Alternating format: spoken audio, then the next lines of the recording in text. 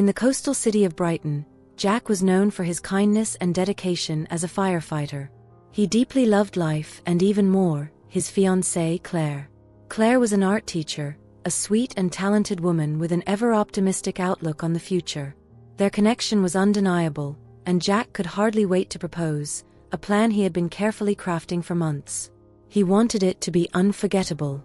On Claire's birthday, Jack organized a surprise dinner at the most charming restaurant in town. At the end of the night, he asked the pianist to play Claire's favorite song. Then, under the watchful eyes of everyone present, he knelt down, opened a small box, and with a voice trembling with emotion proposed. Claire, with tears of happiness, said yes. The restaurant erupted in applause and celebrations. The following months were filled with excitement and anticipation as Claire and Jack planned the wedding of their dreams. Every detail was chosen with love. The flowers, the music, the venue, everything reflected the joy and love they shared. But like a thunderbolt in a clear sky, fate revealed its cruel side. Just 2 months before the big day, tragedy struck. Claire was involved in a car accident while returning from a school trip with her students.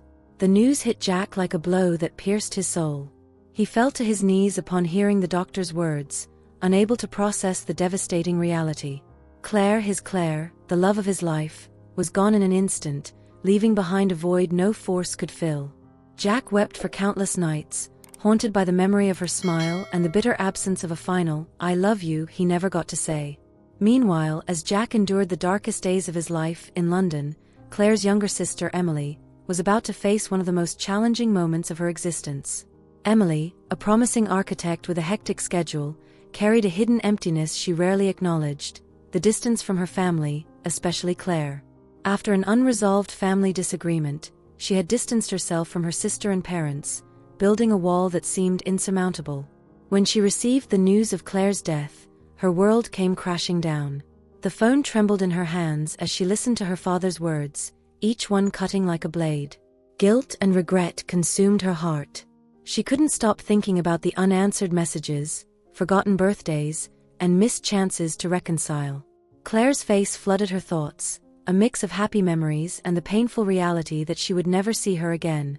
Determined to confront the ghosts of the past, Emily packed her bags and headed to Brighton for the funeral. Upon arrival, the scene was heart-wrenching. The family home was engulfed in suffocating sadness, and her reunion with her parents was marked by tears and long emotional embraces.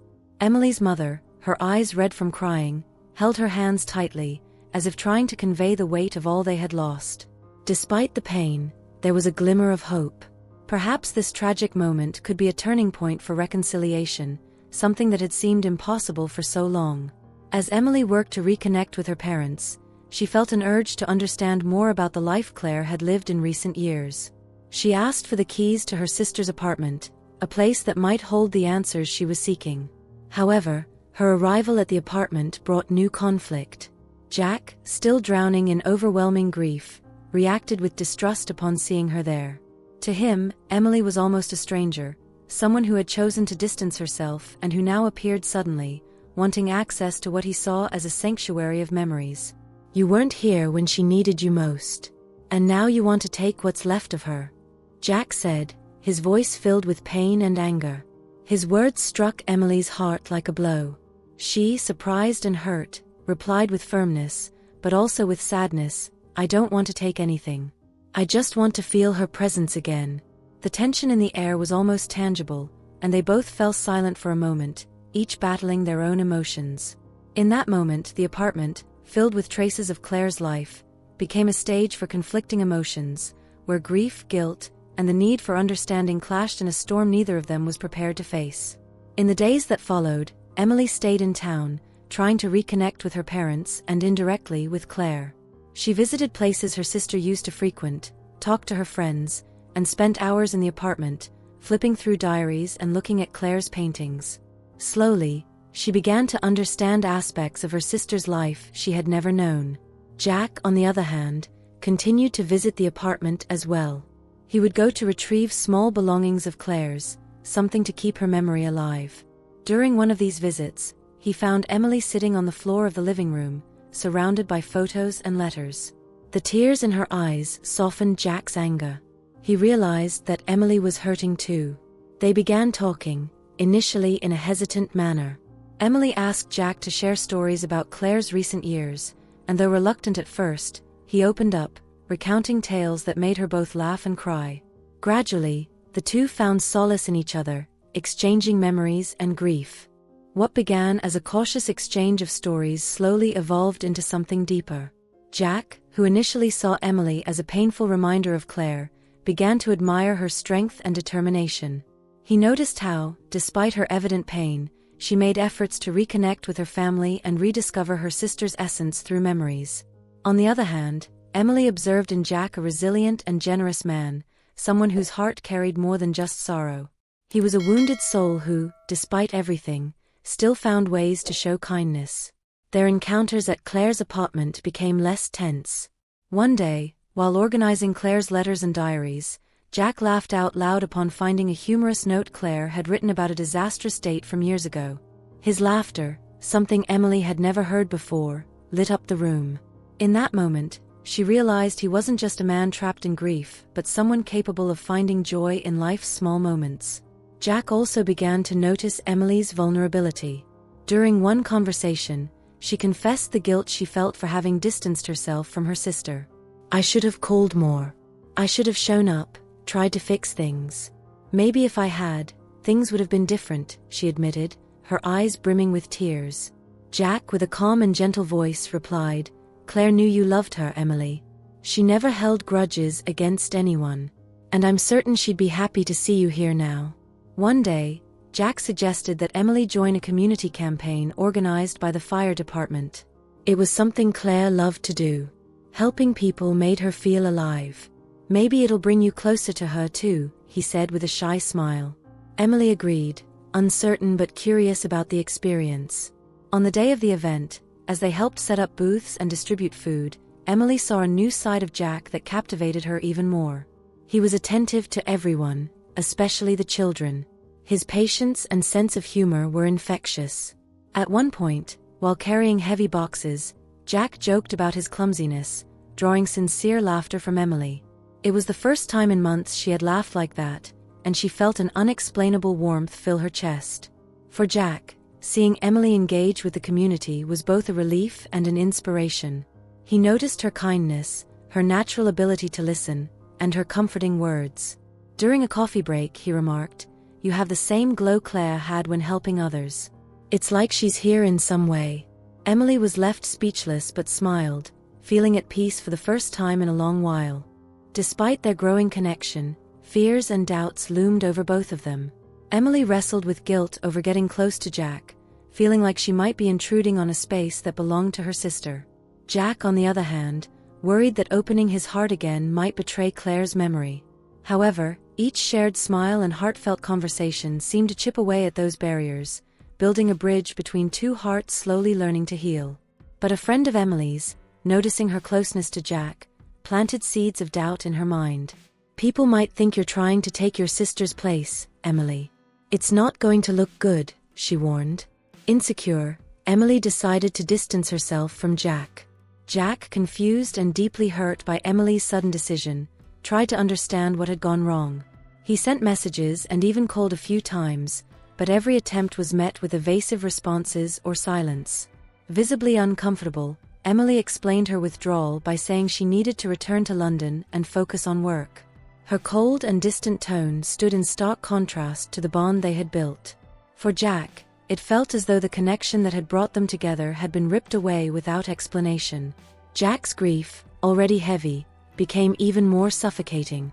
In the silence of Claire's empty apartment, he replayed moments with Emily, analyzing every conversation and gesture, searching for answers that never came. He questioned if he had done something wrong or if he simply wasn't worthy of love again.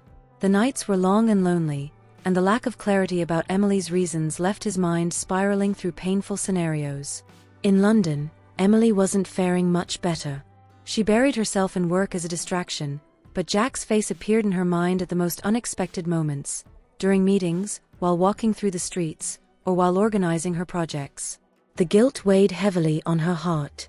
She knew her withdrawal wasn't fair, but fear of judgment and misinterpretation held her back. Her nights were filled with regret and an aching emptiness, as though she was running not just from Jack but from herself. Months dragged on, with each of them living their pain in silence. Jack, unable to move on, sought solace in his work and friendships, but nothing could fill the void Emily had left. Often, he walked along the beach where they had shared meaningful moments, hoping to find some semblance of peace. Emily, meanwhile, remained trapped between what she felt and what she thought she should do. Both were prisoners of their insecurities, unable to take the step needed to reconnect. Yet fate, in its mysterious and unpredictable way, had other plans, waiting for the right moment to reunite the paths that should never have diverged. 4 years later, on a sunny afternoon in Brighton, Jack was walking along the shore when he saw a familiar figure. It was Emily. They both froze, shocked to see each other again. After a few moments of silence, Jack took the initiative and said, "Emily, how have you been?" The conversation started hesitantly, but soon flowed naturally. Emily explained the reason for her distance and confessed her regret for not trusting her own feelings. Jack, in turn, shared how lonely those years had been and how he had never been able to forget her. Over time, the two began to rebuild their relationship. Small gestures marked the start of a new journey: long walks by the seaside, conversations under the moonlight, and moments of shared silence where words weren't needed to express what they both felt. Jack and Emily learned to trust each other, open their hearts, and most importantly, face the ghosts of the past together. They refused to let the fear of judgment or the shadow of Claire stand in the way of what they were building. Emily, who had once been so worried about what others might think, found strength in the certainty that her love for Jack didn't diminish her connection to her sister, it honored it. Jack, on the other hand, realized that moving forward didn't mean forgetting Claire, but carrying her love as inspiration for a fresh start. Each day they spent together was a step toward healing. Determined to embrace this new chapter of her life, Emily left London and moved to Brighton. In the coastal city, she found not only a home but also a community that welcomed her warmly. Jack, inspired by her courage, discovered a renewed purpose in life.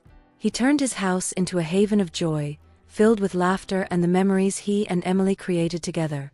Years later, they were married and had a daughter named Clara. The name was chosen with love, a tribute to Claire, symbolizing the eternal bond that connected them. Clara brought a new light into their lives, filling the spaces once occupied by pain. Jack and Emily became partners in every sense, building a family, helping their community, and sharing the happiness they had fought so hard to achieve. And what does this story teach us? That love has the power to transform even the deepest wounds into bridges to a better future. Loss, no matter how devastating, doesn't have to be the end. Jack and Emily show us that, with courage, empathy, and the willingness to start anew, it's possible to find happiness again. Amid the waves of the sea and the glow of Brighton's lighthouse, two wounded souls discovered that love, even after the storm, can bloom in an even more beautiful and lasting way. If this story touched your heart and reminded you of the power of love and resilience, why not share it with someone special? Leave a comment telling us what moved you the most, like this video to support more stories like this, and subscribe so you won't miss a single update. Who knows? The next story might be just as inspiring as this one. Let's spread love and hope together. Thank you for watching and for following my channel. See you next time. Bye.